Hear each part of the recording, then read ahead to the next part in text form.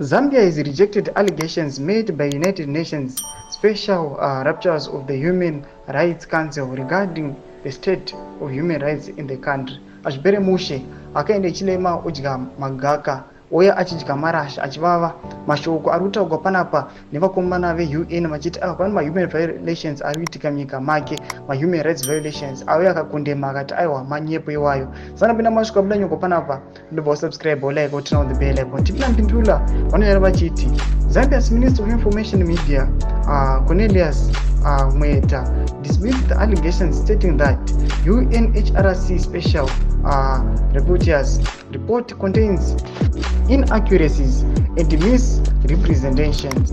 Zambia has rejected allegations made by the United Nations Special Rapporteurs of the Human Rights Council regarding the state of the human rights in the country. On Thursday, August 29, UN independent experts expressed concern over numerous reports of arbitrary arrest and detention involving leaders and members of opposition parties, parliamentarians, human rights defenders, and activists. The experts claimed that those arrested faced charges including unlawful assembly, espionage, hate speech, and seditious practices, urging the Zambian government to immediately stop infringing on the fundamental rights of the citizens. Mashoko panapa tiri kuona anoshamisa notoona kuti vagari venyika yeZimbabwe vanoyemerawo nyika yeZambia vachiti aiwa vari under the leadership inenge iri nani.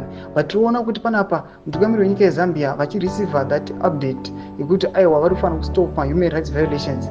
Hichilema aiwa through ministry yake anouya achikondema achiti aiwa mashoko iwawo mashoko enhema vanomadismisa.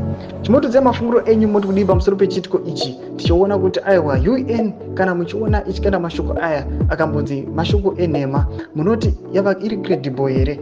Munoti masources aiwa avari kurelaya nawo ari worth to trust here muchitarisa nesituation iri munyika yeZimbabwe? Munoti nyika yeZimbabwe zvinoitika each and every day but vanongova vachingotaura in update ka1 avaonye vachitaura zviri frequent kana kuya executor ma possible measures anoita kuti ma human rights violations anoitika munyika yeZimbabwe astopewe. Bvunza mafunguro enyu moti kudii pamusoro pechitiko ichi? Kana comment section yedu musano subscribe like and turn on the bell icon.